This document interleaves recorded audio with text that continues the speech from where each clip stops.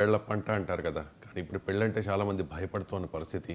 రీసెంట్గా కమల్ హాసన్ కుమార్తె శృతి హాసన్ కూడా పెళ్లి చేసుకొని పెళ్ళంటే నాకు భయము అని చెప్పి స్టేట్మెంట్ ఇచ్చిన పరిస్థితి కనిపిస్తోంది. సమాజంలో అక్రమ సంబంధాల సంస్కృతి లేకపోతే సహజీవనాల సంస్కృతి విపరీతంగా పెరిగిపోతుంది. దాంతోపాటు భర్తల్ని చంపేస్తున్న భార్యల పోకడలు కూడా ఈ మధ్యకాలంలో చూస్తూ ఉన్నాం. ఎందుకు పెళ్ళంటే భయపడుతూ ఉన్నారు సెలబ్రిటీలు అండ్ సామాన్య జనాలు? అవునండి. ఇప్పుడు ఒక పెళ్ళి, వెడ్ లాకింగ్, పెళ్ళి అంటే సమాజంలో అత్యంత ప్రధానమైనది. పెళ్ళి అంటే ఒకటే అండి, లైసెన్స్. దేనికి లైసెన్సు? స్త్రీలు పురుషులు ఒకే ఇంట్లో ఉంటూ సెక్సువల్ రిలేషన్షిప్ ద్వారా చట్టబద్ధంగా పిల్లలను కానీ చట్టబద్ధంగా వాళ్ళని అద్భుతమైన పెంపకం పెట్టి మళ్ళీ సమాజ ప్రగతికి ఉపయోగపడేది ఒక అద్భుతమైన పెళ్లి వ్యవస్థ. ఇది మానవుడు ఆధునిక సమాజంలోకి వచ్చి ఒక అద్భుతమైన మానవుడిగా తీర్చిదిద్ద తర్వాత ప్రపంచంలో అన్ని సంస్కృతుల్లో, అన్ని జాతుల్లో, అన్ని మతాల్లో ఉన్నది ఒక అద్భుతమైన ఇదే పెళ్ళి. ఇది భారతదేశానికి ఇంకా ప్రధానమైనది. ఎందుకంటే భారతదేశంలో భారత సమాజంలోనే అత్యంత ప్రధానమైన ఫీచర్, ఒక లక్షణం ఏదైనా ఉందంటే అది కుటుంబ వ్యవస్థ, పెళ్లి వ్యవస్థ అన్నమాట.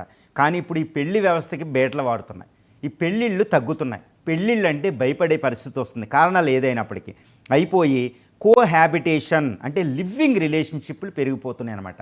అదే ఆధునిక దేశాలని Scandinavian countries, America, European, Mediterranean నేషన్స్లో అయితే 60% మంది పిల్లలు పెళ్ళి కాని దంపతులు, లివింగ్ రిలేషన్షిప్లో ఉన్న వాళ్ళకి, సహజీవనంలో ఉన్న వాళ్ళకే 60% మంది పిల్లలు పుడుతున్నారు. అంటే పాశ్చాత్య సంస్కృతి అంటే పెళ్ళి లేని సంస్కృతే పాశ్చాత్య సంస్కృతి అని చెప్పుకోవచ్చు.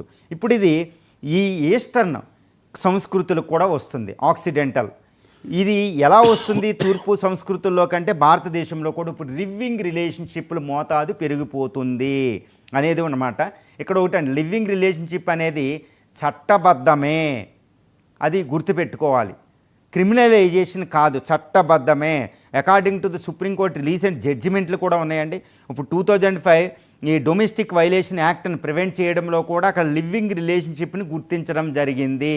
వాళ్ళకు పుట్టే పిల్లలు కూడా చట్టబద్ధమే. కానీ కొన్ని ఆస్తు హక్కులు, అంటే పెళ్లి ద్వారా వచ్చే ఆస్తులు హక్కులు, ఇలాంటి హక్కులు కొన్ని ఉండవు, వాళ్ళకి రక్షణలు ఉండవు.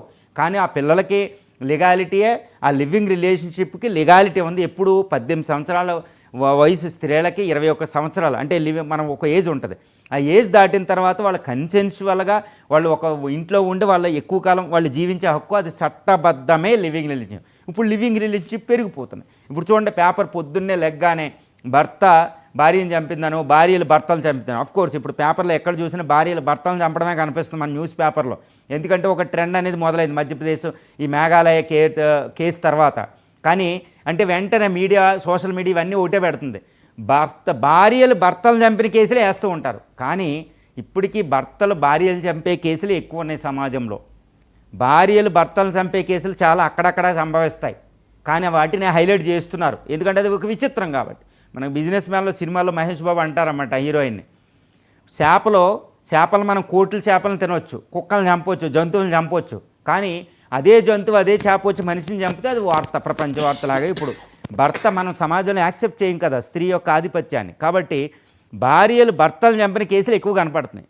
కానీ భర్తలు భార్యలు చంపిన కేసులు ఎక్కువ ఉన్న 90% అవే ఉంటాయండి ఇండియాలో. 99% అవి మాత్రం కనపడవు. ఇక్కడ ఏదేమైనప్పటికీ భార్యను చంపినా, భార్య భర్త చంపినా అది వివాహ వ్యవస్థని బేటలు వాల్స్తుంది అనేది చెప్తుంది. ఎందుకంటే అక్రమ సంబంధాల వల్ల ఇది ఎక్కువ సంభవిస్తుంది. ఎందుకంటే మ్యారేజ్ వ్యవస్థ అనేది ఒక పలచన అయిపోయిందనమాట. ఈ పిల్లల్ని భారంగా చూస్తున్నారు. మ్యారేజ్ కొత్తగా పెళ్ళైన అంటారు, కొత్తగా జంటగా మోజులు ఎక్కువ అని. ఓ సంవత్సరం పాటు మోజు ఉంటుంది. ఈ సంవత్సరం అయిన తర్వాత మోజు తగ్గిన తర్వాత ఒక బంధం ఉంటుంది అనమాట. పిల్లలకు అనుకున్న పిల్లల ద్వారా భార్య భర్తల మధ్య అద్భుతమైన బంధం ఉంటుంది. ఎప్పుడు ఫిజికల్ సెక్షువల్ రిలేషన్షిప్ బేస్ మీదే ఉండదండి.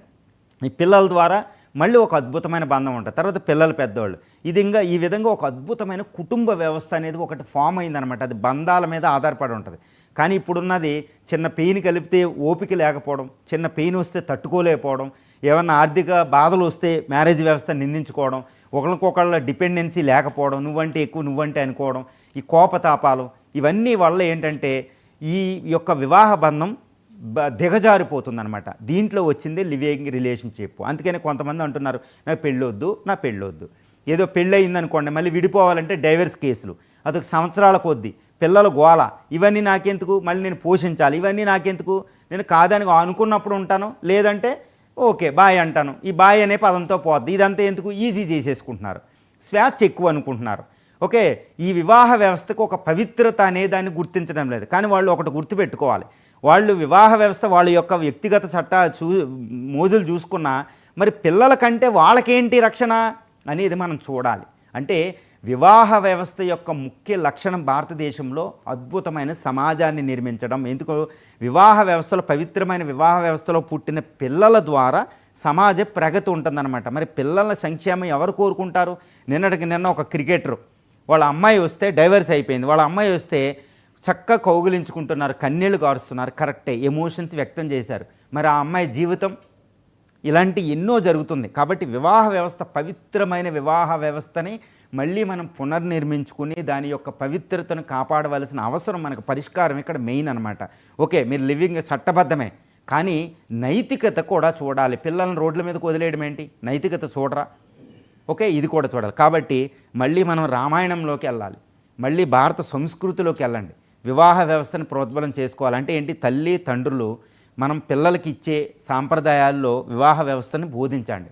తర్వాత స్కూళ్ళలో రామాయణాలు, సీతారాముల యొక్క పవిత్రమైన బంధాలని, ఓకే, ఇలాంటివన్నీ బోధించుకోవాల్సిన సమయం మనకు వచ్చింది. అంటే back to the roots of our civilisation అండి ఇవి. అందుకనే వాల్మీకి రామాయణం రాశాడు అంటే ప్రధానమైన లక్ష్యమే కుటుంబ వ్యవస్థను ప్రమోట్ చేయడం.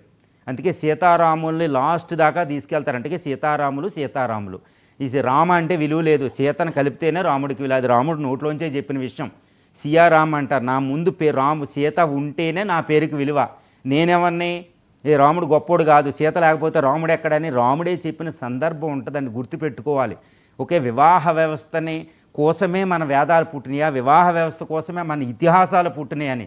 ఒక అద్భుతమైన సంస్కృతిలో ఉన్న కుటుంబ వ్యవస్థ పోతుంది అంటే మన సంస్కృతికి బేటలు వాలుతున్నాయి, చాలా జాగ్రత్తగా ఉండమని ఒక అద్భుతమైన విషయం మీద మనకి ఇక్కడ చర్చాగోష్ఠులు నడవాలి. కానీ వీటిని హైలైట్ చేసుకుని సినిమాల నిండా ఇదే. కుటుంబ వ్యవస్థను ప్రమోట్ చేసే విధంగా ఒక్క సినిమా కనపడుతుందా? కుటుంబ వ్యవస్థను నాశనం చేసే విధంగా సినిమాలు కనపడుతుంది. అలా థీమ్ని తీయకూడదండి, థీమ్ని మంచి తీసుకోవాలి. అట్లీస్ట్ లాస్ట్కైనా వచ్చి కుటుంబ వ్యవస్థ ఉంటేనే ఒక సందేశం ఇవ్వండి. కథ అంతా చెప్పిన తర్వాత ఒక సందేశం ఉండేది చిన్నపిల్లలకి మనకి. అలాంటి కథలేవి, అలాంటి కథలు తీయండి, సినిమాలు మీ ఇష్టం వచ్చింది తీసుకోండి, కానీ లాస్ట్కి ఒక మెసేజ్ ఇవ్వండి కుటుంబ వ్యవస్థను పునరుద్ధరించేటట్టు. ఒక హీరో, మన దేవుళ్ళుగా కొలిచే హీరోలు, దేవుళ్ళుగా కొలిచే క్రికెటర్స్, దేవుళ్ళుగా కొలిచే పొలిటీషియన్స్, 100 పెళ్ళిళ్ళు, 100 విడాకులు. మనం చెప్పేది ఏంటి, ఏ ఆదర్శం, అది మనం చూసుకోవాలి. ఆ పిల్లలు రోడ్ల మీదకు ఉండడం ఏంటండి ఇది? అందువల్ల ఇలాంటి మన సంస్కృతి పోతే భారతదేశం ఏంటి? ఏదో భారతదేశ ప్రగతి, భారతదేశం గొప్ప అవుతుంది, కానీ భారతదేశ సంస్కృతి ఏమవుతుంది? కాబట్టి దీని మీద చర్చలు నడవాలి. దీని మీద మేధావులు, దేవుళ్ళుగా కొలిసే క్రికెట్లో సెలబ్రిటీస్ అందరూ దీని విషయంలో మాత్రం చాలా కేర్ఫుల్గా ఉండాలి. మీరు దేశానికి సేవ చేయక్కర్లేదు, కానీ దేశానికి మాత్రం రాంగ్ మెసేజ్ ఇవ్వకూడదు. Right, nice message. ఇక